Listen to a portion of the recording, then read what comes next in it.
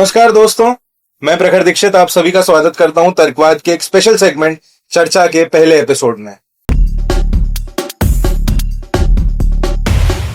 आज हम एक ऐसे मुद्दे पर बात करेंगे जिस मुद्दे पर पिछले कुछ घंटों से इस ऑफिस में एक गहन चर्चा चल रही थी।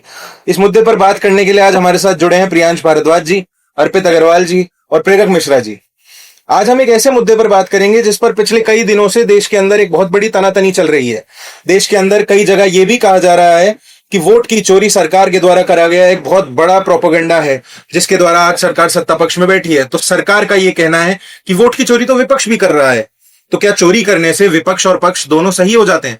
आज ये बात एक पर्टिकुलर पार्टी के बारे में नहीं, एक पर्टिकुलर संस्था के बारे में या एक संगठन के बारे में नहीं, आज ये बात है देश के सबसे बड़े लोकतंत्र के हित के बारे में।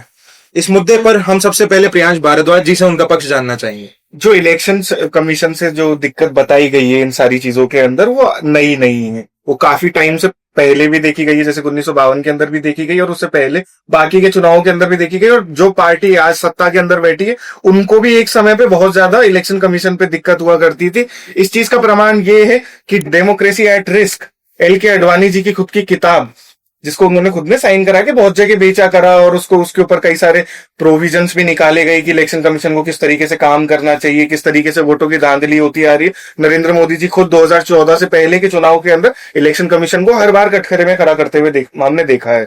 ठीक है, बाकियों की भी बात करें तो सारी पार्टीज कहीं ना कहीं उनको दिक्कत आती रही, लेकिन जो इस टाइम पे दिक्कत आई, पहली बार सत्ता बदल इस तरीके से हुआ है कि कांग्रेस पार्टी को दिक्कत होने लग गई है इलेक्शन कमीशन की उस वोट की जो चोरी हुई है उस चीज से। बाकी जैसे कि अर्पित जी बता रहे थे कि सपा के प्रतिनिधि अखिलेश यादव, उनका क्या प्रोविजन था उसके ऊपर, मैंने सुना कि उन्होंने अभी जो बैरिकेटिंग थी वो कूद दी। तो 12 तारीख के दिन जब पूरा विपक्ष का मानसून सत्र से निकला और वो ईसीआई की तरफ मार्च कर रहा था, तो उस दिन ईसीआई ने पुलिस के द्वारा बैरिकेटिंग कराई गई, और उस बैरिकेटिंग के बाद जब अखिलेश यादव जी ने उस बैरिकेटिंग को कूद दिया, इसके बाद और बाकी के जितने भी अपोजिशन के मेंबर्स थे उन लोगों ने भी उस बैरिकेडिंग को तोड़ने की कोशिश करी, और मतलब वहां पर एक ऐसा माहौल बन गया जिसके बाद उन सभी लोगों को डिटेन कर लिया गया। सबसे बड़ी चीज की प्रियंका गांधी जी जो खुद थी, वो किसी मिनी देवी के नाम से वो पोस्टर लगा के, हाँ हिंदुस्तान के अंदर वर्ल्ड रिकॉर्ड तोड़े जा रहे हैं। 145 साल की महिला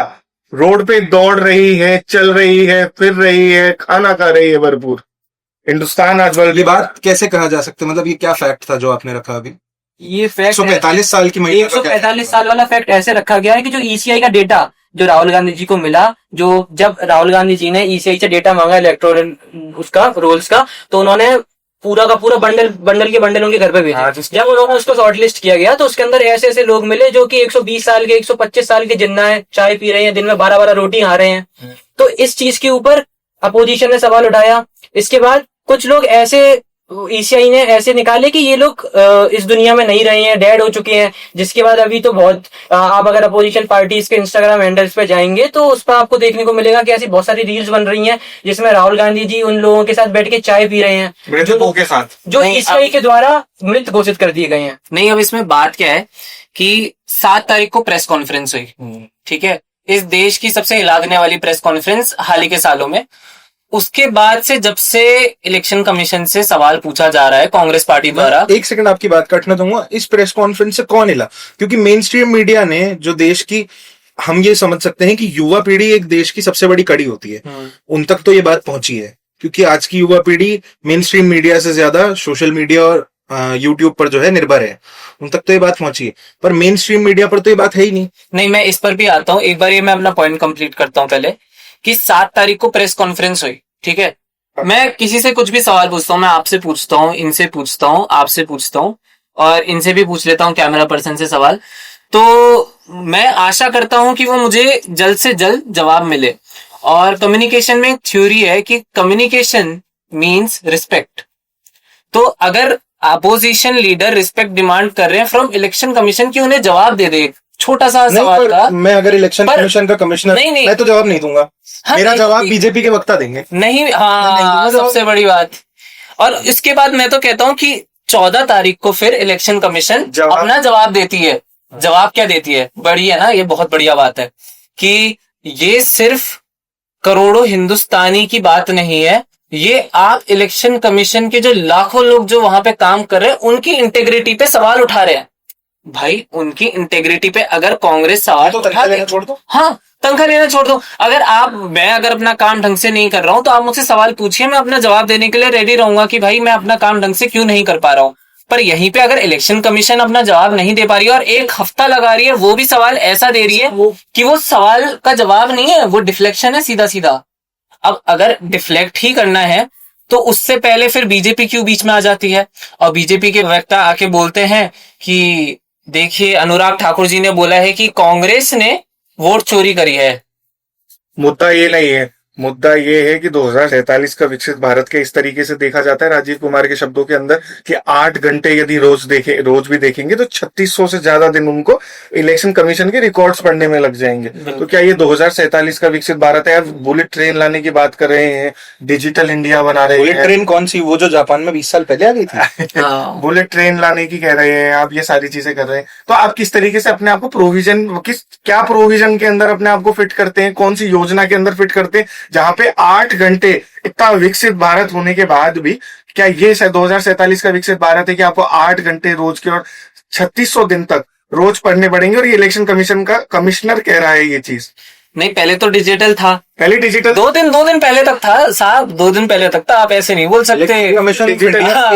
इलेक्शन कमीशन ऑफ इंडिया की वेबसाइट से ये डेटा राहुल गांधी के एक्सपोजर के बाद हटाया जाता है। हाँ बिल्कुल, और ये सिर्फ 2 दिन की बात है। और वो डेटा कल एकदम से अनुराग ठाकुर के पास आ जाता है। हाँ, वो अनुराग ठाकुर जी ऐसे कहते हैं कि ये भी कांग्रेस वो चोरी करी। तो सरकार को अकाउंटेबिलिटी समझ में नहीं आ रही है, डिवीजन ऑफ पावर समझ में नहीं आ रहा है कि जुडिशरी अलग है, ठीक है, आपकी लेजिस्लेटिव असेंबली अलग है, हाँ, ठीक है, और बाकी जो आपके ब्यूरोक्रेट्स हैं वो अलग टोटल फंक्शनिंग करते हैं। इलेक्शन कमीशन का काम चुनाव करवाना है, बीजेपी की ये जिम्मेदारी नहीं है कि वो किसी अदर पार्टी जैसे कल को आपके ईडी के ऊपर हो जाता है तो मैं मानता हूं कि होम मिनिस्ट्री की जवाबदेही रहती है। ये थोड़ी कि अमित शाह जी खुद कह देंगे कि हाँ मैंने छापा पढ़वाया, ये तो वही वाली बात हो गई। ठीक है, अनुराग ठाकुर जी को अकाउंटेबिलिटी खुद की पार्टी की लेनी चाहिए कि साहब हमारे पास इतने वोटर है, हम चुनाव जीत के आए। वो अकाउंटेबिलिटी इस चीज की ले रहे हैं कि हाँ भाई देश में इतने वोटर। देखिए मैं आपको एक चीज बताऊं, हाँ। जो आप अनुराग ठाकुर जी की बात कर रहे हैं बीजेपी हाँ। से, जब उन्होंने जो डेटा रखा हाँ। तो उसके पीछे का आप कारण भी जाने क्यों रखा?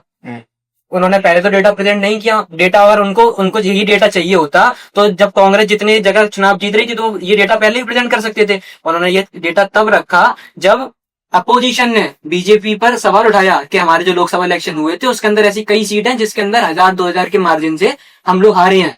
तो जब उन्होंने ये चीज रखी कि यहाँ वोट की चोरी हुई है, जबकि बात वोट चोरी की नहीं है, जो जैसे हम लोग ने इससे पहले भी ये चीज प्रखर जी ने बताया कि ये जो मुद्दा है वो राजनीतिक नहीं है, ये मुद्दा प्रॉपर ECI के ऊपर। अगर अपन बिल्कुल ECI को भी हटा दें, संविधान के ऊपर आ जाएं और बिल्कुल पार्टियों को इस राजनीति से हटा दें, सब कुछ हटा दें, इस देश की गिनी चुनी संस्थाओं में से एक सबसे बड़ी संस्था ECI, election commission of India, उसने 2 दिन पहले अपना सारा डेटा अपनी वेबसाइट पे से गायब कर दिया। क्या ये राइट टू इन्फॉर्मेशन का हनन नहीं है? अरे आपने बाकी सरकारी वेबसाइट नहीं देखी है क्या? पर क्या उन डेटाओं नहीं, मैं तो ये बोल रहा हूँ उन कि डेटा उनके पास लिस्ट का बाहर गायब होना, उन डेटा लिस्ट का गायब होना राइट टू इन्फॉर्मेशन का हनन नहीं है? नहीं हुआ। क्या जनता तक सरकार के द्वारा करे गए कामों को पहुंचाना जरूरी नहीं है? जरूरी है। आप डेटा गायब करने वाली चीज तो फिर इस देश में संविधान की जरूरत क्या है? राहुल गांधी को लाल किताब फाड़ देनी चाहिए। बिल्कुल बिल्कुल। वो रीडेबल फॉर्मेट जो आप है ना डेटा की बात कर रहे हैं, जो डेटा वाले ये डेटा तो वो पकड़ा देंगे। सोशल मीडिया पे बहुत वायरल हुआ था कि ECI की वेबसाइट नहीं चल रही है, जो प्रेस तो फिर हटा होगा संविधान। नहीं फिर नहीं बन जाओगे राष्ट्रपति और बन जाओ पुतिन का बना चाइना। पुतिन नहीं है बात, पुतिन या चाइना की नहीं है। मैं जो आपसे बात कह रहा हूँ इस चीज की कह रहा हूँ कि जो ECI का डेटा की आप बात कर रहे हो, क्योंकि उसकी साइट से हटा दिया गया था उसका एक हाँ शॉर्ट, पर आपको इतना बड़ा पर्चा देंगे और आप पढ़ते रहिए उसमें डेटा। सर वो इतना RTI के खिलाफ तो RTI फिर तो वो इतना बड़ा हाँ, फिर तो वो इतना बड़ा ही दे देंगे। देखिए RTI के तहत आप दर्ज करते हैं, अगर आपको डेटा चाहिए तो आपको बिल्कुल डेटा मिलेगा, पर आपको पढ़ते पढ़ते वो आपका जन्म निकल जाएगा, आप बाकी कुछ काम कर नहीं पाएंगे, आप रोटी नहीं खा पाएंगे, आप नहा नहीं पाएंगे। यदि रोटी की बात करें हम तो बिहार की बात सबसे पहले आती है कि SIR के मुद्दे में भी थोड़ी चर्चाएं हो जाए तो 3000 से ज्यादा 3000 से 6000 के बीच में एक कॉन्स्टिट्यूएंसी के अंदर डबल वोटिंग दिखी है। बिहार की राजनीति 33,000 वोट ऐसे हैं और लगभग लमसम 1 लाख से ऐसे वोट मतलब है बिहार के अंदर जो है ही नहीं, फेक वोटर्स हैं। देखिए मैं एक चीज में ऐड करना चाहूंगा कि बिहार से ना बहुत बार ऐसी खबरें आती रहती है जो हमें लगता है कि यार ये तो सिर्फ बिहार में ही हो सकता है। हाँ, वो भी और ये हो सकता पर है। इसमें सबसे बड़ी बात ये है, हाँ। महादेवपुरा जो है, हाँ। महादेवपुरा बेंगलोर की कॉन्स्टिट्यूएंसी के अंडर आता है। नहीं, एक सेकंड, बिहार की बात कंप्लीट कर लेते हैं। बिहार की बात पे सिर्फ एक छोटी सी बात मैं ऐड करूंगा आपकी बात काट के। हाँ। बिहार के अंदर इस वक्त पर जो चुनावी जमघट देखा जा रहा है, उसके अंदर जो सबसे बड़े बड़े दो चेहरे हैं, जो कि या तो नीतीश कुमार जी सीएम पद रिपीट करते हैं या फिर तेजस्वी यादव सीएम बनते हैं। अभी भावी सीएम इन्हीं को देखा जा रहा है। अब कोई कहता है प्रशांत किशोर, तो वो तो फिर शराब करा के पी लें और हो जाए, वो बात और है। लाना ही इसलिए चाहते हैं, वो लाना ही ब्लेंडर प्राइड हो जाए तो। हाँ। सर जो आप शराबबंदी वाली बात कर रहे हैं, तो कभी बिहार में शराब नहीं बिकती? सर बस एक सेकंड। अब तेजस्वी यादव का और उनकी वाइफ का नाम वोटर लिस्ट से गायब हो जाता है। अब जो इस देश के सीएम पद का उम्मीदवार है, एक राज्य के सीएम पद का उम्मीदवार है, उसी का नाम वोटर लिस्ट से गायब है। और इसी में एक चीज और निकल के आती है कि तेजस्वी यादव के 2 वोटर आईडी कार्ड मिल जाती है ईसीआई को। इसके ऊपर प्रश्न चिन्ह खड़ा हुआ है, अभी तक तेजस्वी यादव जी का उस पर रिप्लाई नहीं आया है। अगर वो रिप्लाई नहीं करते हैं इसका कि उनके पास 2 वोटर आईडी कार्ड कहाँ से आए, और उन्होंने जब चुनाव लड़ा था तो किस वोटर आईडी से उन्होंने पंजीकरण किया था उसका, अगर उन्होंने वो फेक वाली आईडी से किया होगा तो उनकी सीट भी चली जाएगी। नहीं देखो, मैं तो ये कह रहा कहते हैं हूँ कि आप बिहार की बात करते हुए तो बहुत जेनेरिक बात पे आ गए, ठीक है? नहीं, बिहार की बात जेनेरिक नहीं है। नहीं, मैं बताता हूँ मेरी रीजन बात क्या तो है। पूरी करने दो एक देखो बार। सर, इस देश का इतिहास माना गया, बिहार की बात प्रेरक जी जेनरिक नहीं है। जेनेरिक नहीं है, सरकार के एक हाथ तो से बिहार चला गया, लेकिन वो सरकार के हाथ से वो मैं मानता हूँ मैं- पूरा देश बिहार है, लेकिन बिहार की बात आप जेनरिक जेनेरिक नहीं बोल रहा, आप बोलिए फिर मैं एक बात उसका बताता हूँ। मेन रीजन ये है कि जब आप पूरी आज की तारीख में पूरी देश की राजनीति जो है वो बिहार से ही चल रही है। उसका रीजन ये है कि बिहार के अंदर चुनाव के आते हैं, देश के अंदर आपातकालीन जैसी स्थिति आ जाती है कि सरकारें डगमगाने लग जाती हैं, देश का उपराष्ट्रपति अपना पद त्याग देता है। ठीक है, इस सब के पीछे रीजन यही है कि सरकार की जो खुद की जो आपस की संस्थाएं हैं, जो ऑर्गेनाइजेशन है, जो कमीशन है, उनका आपस के अंदर ही जो है वो कॉम्बिनेशन नहीं बैठ पा रहा है। ठीक है, उनको साथ में कोई वो नहीं बैठा रहे। उसका रीजन क्या है? पीआईबी के पास रिपोर्ट होती है कि 2,92,000 के आसपास के जो वोटर्स है उनका जो हाउस नंबर है वो 0 है, लेकिन ईसीआई के पास ये रिपोर्ट नहीं होती है। उसके पास ये डेटा का अकाउंटेबिलिटी नहीं दे पाती है कि 2,92,000 जो वोटर्स हैं वो उनका डेटा गया कहाँ, उनके हाउस नंबर 0 कैसे हैं। तो ये डेटा पीआईबी के पास तो है, जो सरकार की खुद की ऑर्गेनाइजेशन है। ठीक है, ये डेटा ईसीआई के पास नहीं है। देखिए, इसमें ना मैं एक और चीज ऐड करना चाहूंगा। नहीं, हाँ, बिहार के संबंधित ये बात कर ली अपन ने, पर हम बात करते हैं बेंगलोर की, टियर 1 सिटी की बात करते हैं तो बेंगलोर की बात करते हैं। और बेंगलोर कॉन्स्टिट्यूएंसी के अंदर ये चीज होना कि वहां पे वोट रिपीट हो रहे हैं, वहां पे एक एक घर में 80-80 लोग हैं। बेंगलोर जैसे बेंगलोर में अकोमोडेशन बेंगलोर, हाँ, एक वही घर में तो। 80 लोग, वही तो, 80 लोग, कुछ नहीं होता। 80 लोग बिहार के अंदर जाके देखिए, एक घर में 200 वही लोग तो। रहते हैं। अरे पर अब बात करते हैं कि वोटिंग टर्नआउट की। भारत में 100 करोड़ से ज्यादा रजिस्टर्ड वोटर्स हैं।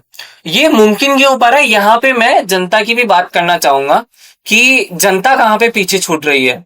जब वोट देने की बारी आती है, यूनिवर्सिटी पे तब वोट देने की बारी आ रही है, तब जनता वोट देने आती नहीं है। वोट टर्नआउट कितना होता है? ज्यादा से ज्यादा 60%, ज्यादा से ज्यादा बोल रहा हूँ। हाँ, ये मैक्सिमम है। तो उसके बाद जब 40% रह रहा है तो उसमें तो ये घाला मिली हो ही सकती है। तो मैं ये कहना चाह रहा हूँ, यहाँ पे जनता की भी बात आती है। जनता को भी अपना दायित्व पूरा निभाना चाहिए और वोट देने जाना चाहिए। ये तो चलता आ रहा है, ये प्रीच करते आ रहे हैं लोग। इस चीज से एक चीज और निकल कर आती है कि जैसे हम लोग वोटर टर्नआउट रेशियो निकाल रहे हैं यहाँ पे कि 60 होता है मैक्सिमम, और अगर अपन एवरेज पे जाते हैं तो 40 ही रह जाता है।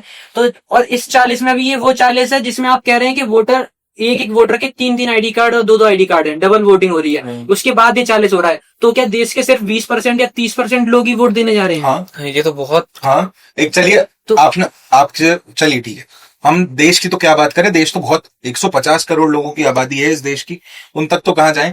आप अपने अड़ोसी पड़ोसियों में देख लीजिए, बुजुर्ग व्यक्ति ये सोच के वोट डालने नहीं जा रहे हैं कि वहां लाइन में लगना पड़ेगा, वहां काफी देर खड़े रहना पड़ेगा, हमारी समस्या है। काम करने वाले व्यक्ति जो प्राइवेट कंपनियों में काम करते हैं वो इसलिए वोट डालने नहीं जाते हैं कि हमारा ऑफिस होता है, समय नहीं मिल पा रहा, ऑफिस होता है, वर्क फ्रॉम होम चल रहा है लोगों का। दुकान वाले ये सोच के बैठे हैं कि साहब छुट्टी के लोगों की दुकान खोल लेते हैं, लोग सामान खरीदने आएंगे, वोट डालने जा वही तो जिस देश की जनता को ही अपनी फिक्र नहीं है कि जिसके वोट से उसको पूरा आने वाले 5 साल में जितने भी प्रोविजन बनेंगे, जितने भी लॉज बनेंगे, जो उनको पालन करना है, जिसका अगर उनको उसी की चीज की चिंता नहीं, जनता को फिक्र है, जनता को फिक्र है कुत्तों की।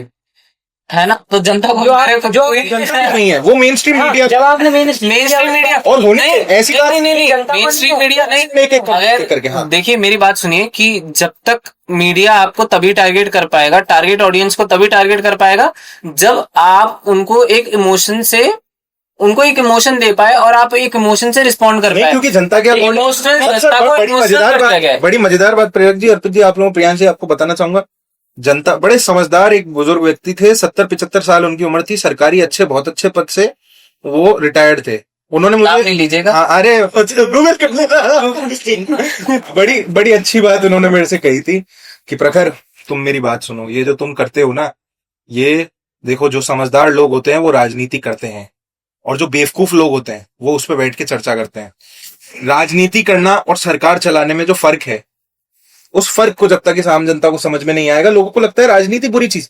पढ़े लिखे लोग राजनीति में आना नहीं चाहते हैं, साफ छवि के लोग राजनीति में आना नहीं चाहते हैं। साफ छवि के लोगों को, कम पैसे वाले लोगों को, आजकल की जनरेशन की भाषा में कहें विदाउट सिस्टम वाले लोगों को जनता वोट ही नहीं डालना चाहती, तो फिर अच्छे लोग राजनीति में आएंगे नहीं तो चोरी होगी। भाई तो जैसा कि आप लोगों ने भी एक मुद्दा उठाया कि जो यूथ है, जो पढ़े लिखे लोग हैं, वो पॉलिटिक्स में इंटरेस्टेड नहीं है, वो पॉलिटिक्स से दूर भागते हैं। जो जितने भी पॉलिटिक्स वाले जब राजनीतिक मुद्दे आते हैं तो उन पर अपना ध्यान नहीं देते। और ऐसे उन्होंने बताया कि अभी तो मीडिया भी ध्यान नहीं देती राजनीतिक मुद्दों पर, वो भी कुत्तों की बात लेकर बैठ गई है, सुप्रीम कोर्ट ने निकाला है। हालांकि सुप्रीम कोर्ट का बयान बिल्कुल सही है, कुत्तों को कम करना चाहिए। जितने भी ये सो कॉल्ड लोग हैं जो कुत्तों के समर्थन में आ रहे हैं, वो उनको अडॉप्ट तो करेंगे नहीं, ये गलत बात है, वो भी जीवन है उनका, भी जिंदगी है। बात सुप्रीम कोर्ट ने किसी भी अपने स्टेटमेंट में ये नहीं कहा कि कुत्तों को मार दो। उन्होंने कहा कुत्तों को शेल्टर प्रोवाइड कराओ, वो खुले ना। क्या इस देश में इस वक्त पर इतना बड़ा हमारे पास स्टैब्लिशमेंट है, इतना सिस्टम? चलिए छोड़िए ये बात, कुत्तों की बात पर बाद में आते हैं। आप क्या कह रहे थे, यूथ पॉलिटिक्स में इंटरेस्ट नहीं लेती? फिर तो जैसे आप लोगों ने मुद्दा उठाया कि यूथ पॉलिटिक्स में इंटरेस्ट नहीं लेती है और वो पॉलिटिक्स से दूर भागती है। जो पढ़ा लिखा व्यक्ति है, जो वाकई में हमारे देश को जिन लोगों की नीड है, वो पॉलिटिक्स से दूर भाग रहे हैं। तो उसी चीज के लिए इस साल हम लोग अभी अगस्त में 24 और 25 को पूरे जयपुर में पहली बार हम लोग एक फ्री ऑफलाइन कॉन्फ्रेंस ऑर्गेनाइज कराने जा रहे हैं, जो कि 24 और 25 अगस्त को MNIT जयपुर के अंदर होगी, जो कि इंडियन समिट के द्वारा कराई जा रही है। जिसके अंदर जो पार्टिसिपेशन है वो सारे के सारे अच्छे स्कूलों का है, जिसमें पढ़े लिखे लोग, हम लोग ने विकसित भारत की एजेंडा रखा था, जिसके ऊपर उन्होंने वीडियो डाली और उससे उनका सिलेक्शन हुआ है। तो इस मुद्दे को इंडियन समिट ने समझा और इसके ऊपर एक ऐसे कार्यक्रम का आयोजन कराया जिसमें यूथ पॉलिटिक्स में इंटरेस्ट ले। तो आपका ये कहना है कि मतलब आप इंडियन समिट से जुड़े सभी कार्यकर्ताओं के सिंगल वोटर ID कार्ड होंगे? नहीं बात, हाँ बिल्कुल। देखिए ऐसे बहुत सारी भी चीजें निकल कर आई कि लोगों ने सोशल मीडिया पे वीडियो डाली कि मैं जब फलानी जगह रह रहा था तो मैंने इस ID के लिए अप्लाई किया, वोटर ID के लिए, तो मेरे पास वोटर ID आ गई। ठीक, फिर उसके बाद क्या होता है, मतलब मैंने ऑफलाइन अप्लाई किया था तो मेरे पास ऑफलाइन उन्होंने कहा कि अभी थोड़ा टाइम लगेगा, मैंने ऑनलाइन भी अप्लाई कर दिया। तो और फिर थोड़े दिन बाद पता चलता है कि ऑफलाइन भी ID कार्ड आ गया है और ऑनलाइन भी आ गया है। अब एक व्यक्ति के पास 2 ID कार्ड है। अब एक तो ये जनता की जिम्मेदारी है कि वो एक ID कार्ड ले जाकर ECI को जमा कराए। आप एक इतने डाइवर्स कंट्री में रह रहे हैं जिसमें 130-140 करोड़ की पॉपुलेशन है, जिसके अंदर 100 वोट नहीं। तो फिर जनता, एक सेकंड अर्पित जी, आपकी बात का मैं सिरे से खंडन करता हूँ। जनता जो टैक्स भरती है, जिससे आपने वर्ल्ड क्लास विश्व गुरु टेक्नोलॉजी जो इस सरकार ने डेवलप करी है, मोदी जी कहते हैं मित्रों हम विश्व गुरु हैं, तो आपने विश्व गुरु बनने के लिए बहुत बड़ी टेक्नोलॉजी सेटअप करी है। आप कहते हैं हमने टेक्नोलॉजी के ऊपर, हमने फोर्सेस के ऊपर बहुत पैसा खर्च करा। तो उस टेक्नोलॉजी से जो आपने सिस्टम्स क्रिएट करे हैं, उनमें अगर एक व्यक्ति का जो कि अपने कुछ डॉक्यूमेंट्स से, वो डॉक्यूमेंट्स तो एक ही होंगे ना, बर्थ सर्टिफिकेट वही होगा, आधार कार्ड वही होगा, उस आधार कार्ड से एक सेकंड उस आधार कार्ड से जब कोई वोटर ID कार्ड बनता है तो दूसरा वोटर ID कार्ड स्थगित हो जाना चाहिए, या फिर वो एक और वोटर ID कार्ड बनना ही नहीं चाहिए। सबसे पहले तो प्रकार मैं इस चीज का वो करूंगा कि मेरा कोई सिस्टम नहीं है ना, मैंने नहीं गुरु लेकर आया हूँ। थोड़ा भावुक हो जाता हूँ देश के साथ बुरा होते हुए देखकर, मैं भावुक हो जो गवर्नमेंट है उसके बयान जो आते हैं कि हाँ विश्व गुरु और ये भी सब, वो खुद नहीं कहते, दूसरे लोग जो, मतलब ये सब राजनीतिक चीजें हैं जो मेरा पॉइंट है मेरी दोनों चीजों आप में जो मेरा पॉइंट है यहाँ पर ये है कि एक तो जनता की जिम्मेदारी भी बनती है कि वो अपना एक वोटर ID कार्ड जमा कराए, और दूसरी चीज यहाँ पर नहीं है। मैं समझ, दूसरी चीज ये ईसीआई, यहाँ पर ईसीआई की इंटीग्रिटी पर भी सवाल उठता है कि उसने 2 वोटर आईडी कार्ड बना कैसे दिए।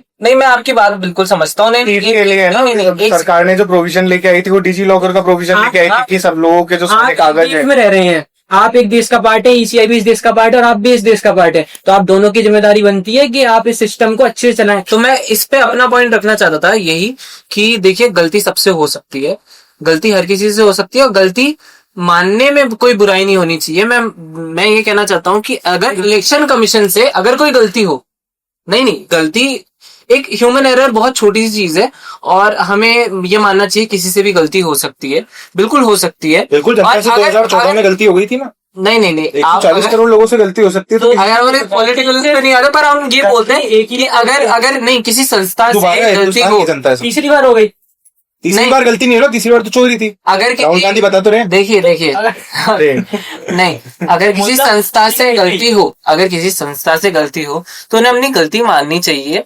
और सबके सामने रखनी चाहिए कि हाँ हमसे गलती हुई है और हम इसे ठीक करेंगे। हेडक्वार्टर में जवाब मैं आपको बताऊं, इस चीज वो कहना चाहते हैं कि हमारी इंटीग्रिटी पे सवाल उठ रहा है और हमसे कोई गलती नहीं मैं आपको है। इसी चीज का जवाब देता हूँ। इस चीज से जो ईसीआई पे आप कह रहे हैं गलती वाली चीज, तो ईसीआई इस चीज को मान रहा है कि हमारा जो सिस्टम है उसके अंदर बहुत सारे फेक वोटर्स हैं, जिसके लिए वो एसआईआर का प्रावधान लेके आई।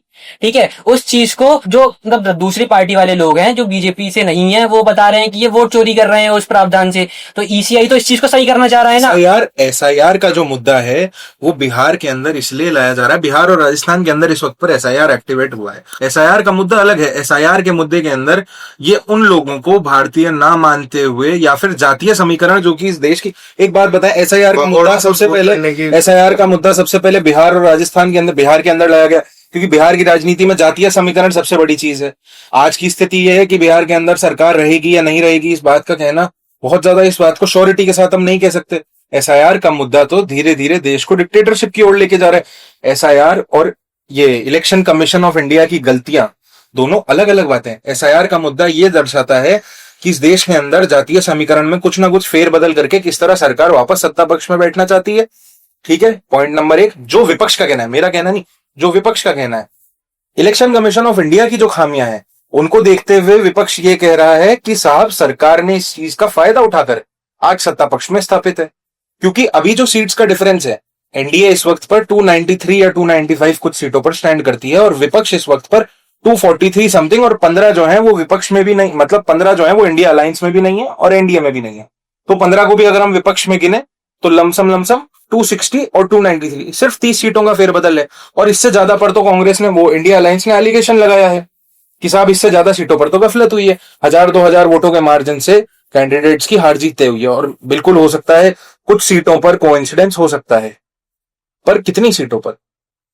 कई जगह ऐसा, चलिए जातीय समीकरण पर भी अगर हम बात करें तो कई जगह ऐसा भी देखा गया कि कुछ क्षेत्र ऐसे थे जो कि मुसलमान बाहुल्य क्षेत्र थे, कुछ क्षेत्र ऐसे थे जिनके अंदर जातीय समीकरण पूर्ण रूप से जो है विपक्षी दल के नेता को समर्थन कर रहा था, पर फिर उसके बावजूद लोगों के बीच में एक समीकरण था कि लोगों का यह कहना था कि हम इस नेता को वोट डाल कर आएंगे, ये जीतेगा।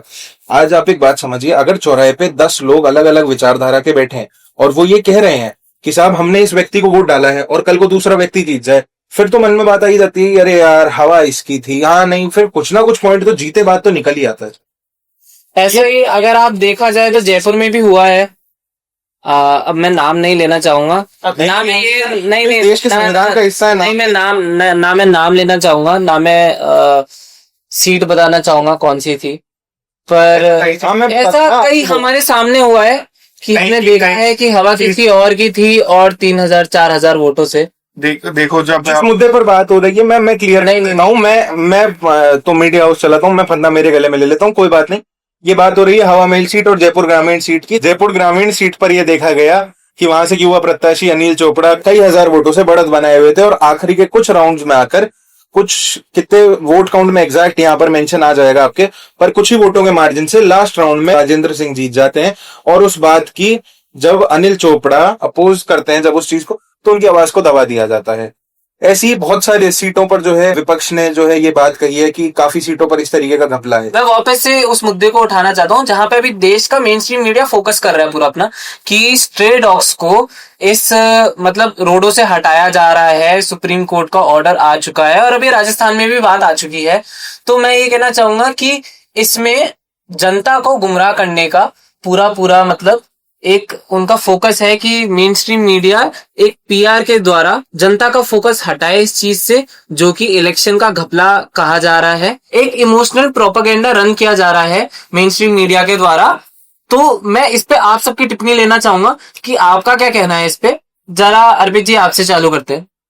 देखो, जो आप अगर मेन स्ट्रीम मीडिया की सिर्फ बात करते हो, तो अगर आप सोशल मीडिया पर भी आओगे तो सोशल मीडिया पर भी मैं तो इस चीज को देखकर हैरान था कि लोग अपोजिशन से ज्यादा कुत्तों को सपोर्ट कर रहे हैं। कुत्तों की रील आ रही है उस पर कि स्ट्रीट डॉग्स को मत ले जाओ, जबकि वो वही लोग हैं। अगर उनसे ये कह दिया जाए कि आप इसको अडॉप्ट कर लो तो वो सीधे सीधे हाथ खड़े कर लेंगे। और अगर उनके घर में आप देखेंगे कौन सा डॉग है, शिट्जू। हाँ। शिट्जू जो इंडिया में मिलता ही नहीं है, क्यों? वो बाहर से आता है, फिर उसकी आर्टिफिशियल ब्रीडिंग कराई जा रही है यहाँ पे, जो कि नेचुरल नहीं है। ठीक है, तो उसमें उसको परेशानी हो रही है, वो उनको नहीं दिखती है। उनको क्या है, उनको ये दिख रहा है कि स्ट्रे डॉग्स कहाँ जाएंगे। तो सबसे बड़ी बात है प्रियांश जी, मैं इसके बाद आपका टेक लेना चाहूंगा इस मुद्दे पर। सबसे बड़ी बात यह है कि अगर मेन स्ट्रीम मीडिया इस मुद्दे पर बात कर रहा है, अगर मेन स्ट्रीम मीडिया ये कह रहा है कि हमें इस देश में स्ट्रे डॉग्स को भी सेफ रखने की जरूरत है, और जो जनता में उस कारणवश बीमारियां फैल रही हैं, रेबीज के शिकार 6000 लोग पिछले साल हुए, उन चीजों को बचाने के लिए, इन सब कारणों से सरकार का एक बहुत बड़ा कदम सरकार खुद का बता रही है, और उस तरीके से मेन स्ट्रीम मीडिया इसको चला रहा है। सुप्रीम कोर्ट के भी ऑर्डर्स आए।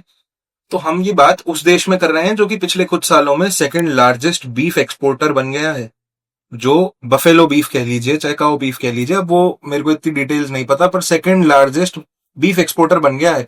अगर ये मुद्दा सिर्फ पशुओं को बचाने का होता तो ये मुद्दा कुछ और होता। ये मुद्दा एक बहुत बड़ी आपदा को टालने का है कि हिंदुस्तान के एक बहुत बड़े संगठन आरएसएस, राष्ट्रीय स्वयंसेवक संघ के प्रमुख मोहन भागवत जी ने कुछ ही दिनों पहले उस आपदा के बारे में आगाह कर दिया था कि 75 का होते ही लोगों को राजनीति से दूर हट जाना चाहिए, और एग्जैक्ट वर्बेटम 75 का होते ही लोगों को राजनीति से दूर हट जाना चाहिए और बाजू हटकर और लोगों को आगे आकर के अपनी बात कहने का मौका देना चाहिए।